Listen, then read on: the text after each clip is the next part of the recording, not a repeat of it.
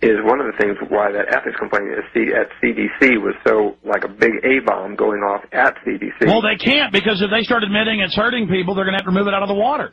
Well, your readers might, your listeners, you may want to do a Google search or an online search for Fluoride Gate. This is the new scandal that's happening now. It's got a name. It's Fluoride Gate, and it's about what's happening inside the Centers for Disease Control. And about 2 weeks ago, the Juneau newspaper published our piece on Fluoride Gate, and now water agencies and all kinds of people, kidney patients, you name it, are contacting us, and they're getting very, very angry at the Centers for Disease Control for not doing a simple thing like just saying, well, we already know that kidney patients are being harmed by it. And so there's going to be some people who are really, they're named by name in that article, and we want some Holton people actually accountable. It's not just a faceless agency. There are actually names of people in CDC who I believe should lose their jobs over this issue. And so you just do a search under the Juneau newspaper, and you can see information on Fluoride Gate. Very interesting story, how it's evolving. Absolutely. Now, again, I read the study from the 20s, 30s, 40s, 50s, 60s, 70s, 80s, 90s, where they knew it attacked the kidneys, as you said, before they even approved it here in the U.S. Medical Association was saying don't do it. Right. So they knew. Why do you think they put it in the water then? Because they love us, or? Well, I think there were definitely some people that didn't have the best motives, but overall, the vast majority probably just didn't bother looking into the thing. Useful idiots. They just believe whatever the government told them. Well, the thing about it's really disturbing. I mean, you're aware that sodium fluoride, which was originally what they were talking about using, was the active ingredient in rat and roach poison in the 20s, 30s, and 40s. And it's active, one of the key segments to the molecule of Prozac. Fluoride is, yes. Fluoride, and nerve gas. Mm-hmm. Right. There's fluorides, of course, have a lot of very interesting effects on people. But the fact that, sometimes what's so disingenuous to me is we tell people that we actually collect the containers of the rat and roach poison from the early in the antique stores and things, and it says right on there, sodium fluoride. And what they try to do is they actually are trying to say that a very interesting nuance. What they say is they ask a question. Is rat and roach poison, does it use fluoride? And is fluoride an active ingredient? Well, no, it's not used today, but it was. And see, by the way they phrase their question in their frequently asked questions, they dismiss that. To me, that's very disingenuous. Oh, the same thing on the SPP website about the NAU. They play all the same semantic lawyer games with the public. We'll be right back with our guests. It's the same thing with the mercury in the vaccines. They say it's out of the vaccines. It's not. They made small lots available under federal regulations without mercury. You see. And then they can extend the life from there. I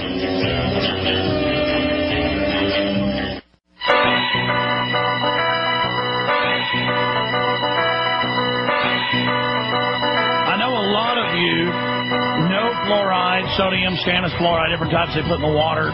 It's in the foods. Even if you aren't in the area, 70% of the country or more, media keeps saying 65% has it. It's in the processed foods. It's in everything.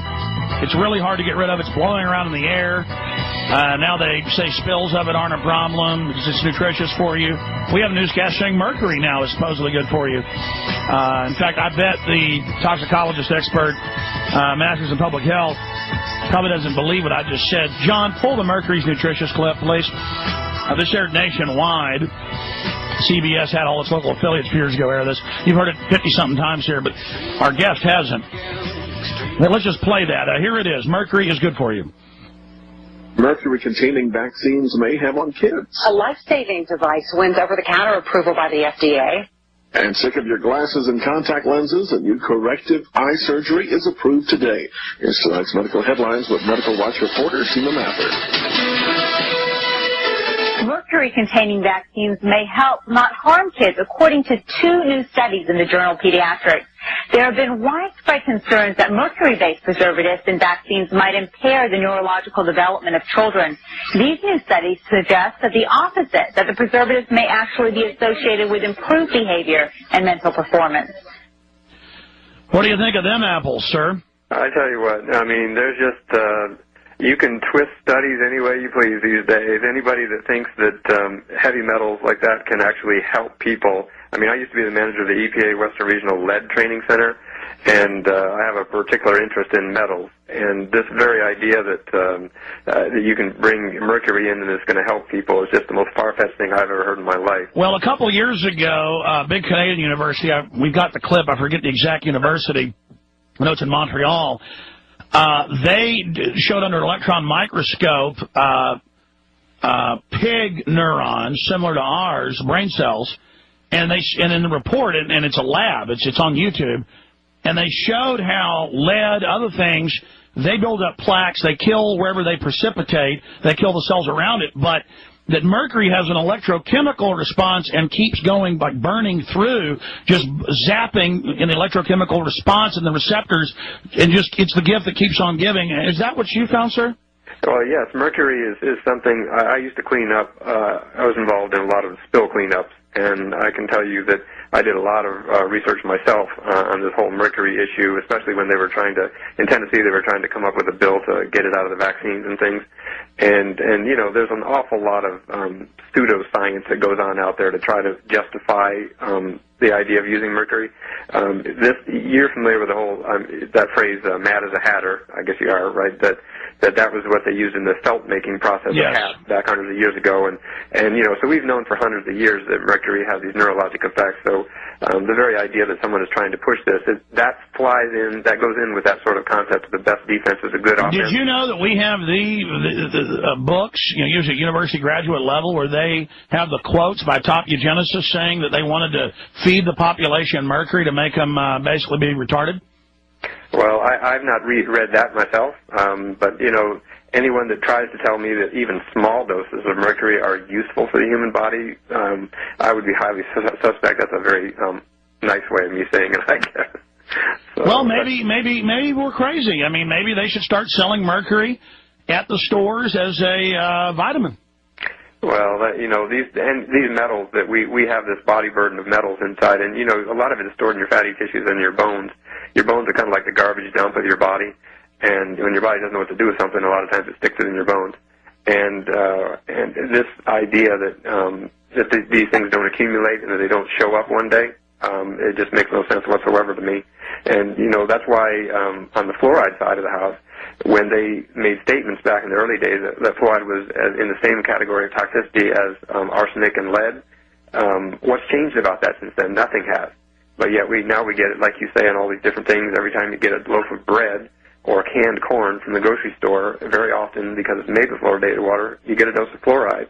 Isn't the good news, though, sir, that now we're not called kooks, and American Scientist Magazine, Reuters last week, TV newscast coming right out and saying it's poison, admitting our children get many, many times levels per body weight that adults get.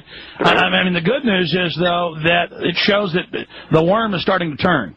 It definitely is. Did you know the Department of Agriculture has actually admitted their concern about the quantity of fluoride that Americans are ingesting, so much so that they've now developed software to begin to measure how much fluoride Americans are ingesting? So, I mean, that's a big deal, Department of Agriculture. So the house of cards that is fluoridation is wobbling, and we're really putting a lot of effort focusing on the National Kidney Foundation and the Centers for Disease Control, because these are the organizations that need to act on behalf of their constituents. We've got a huge activist audience, sir. How do they contact you? How do they go to a website? How do they fight back? Wonderful.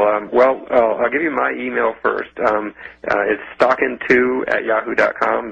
That's STOCKIN, then the number 2, Stockin2@yahoo.com. And what we're doing right now, what could really help us is if folks will call the National Kidney Foundation and put pressure on them. If you know anyone who has kidney stones, kidney disease, anything, or if you yourself have it, to call them and say, come out against fluoridation. They are in a rock and a hard place. They know they have to do the right thing, and they just need to get more and more pressure. And let's be clear, other agencies and the American Medical Association and others have said this is really bad, fluoridated water and other products and other foods, when you already have kidney problems, and it's causing it. So give them that specific document again so they can really press them. The National Research Council report did admit that kidney patients were a vulnerable, susceptible population. And what you do is you dial the 800 number for the Kidney Foundation. It's 800-622-9010. and you ask to speak to their chief medical officer. And you just say, hey, I know somebody, I have kidney disease, I'm on dialysis, or I know someone who is, and tell them you need to come out against fluoridation. When the Kidney Foundation comes out,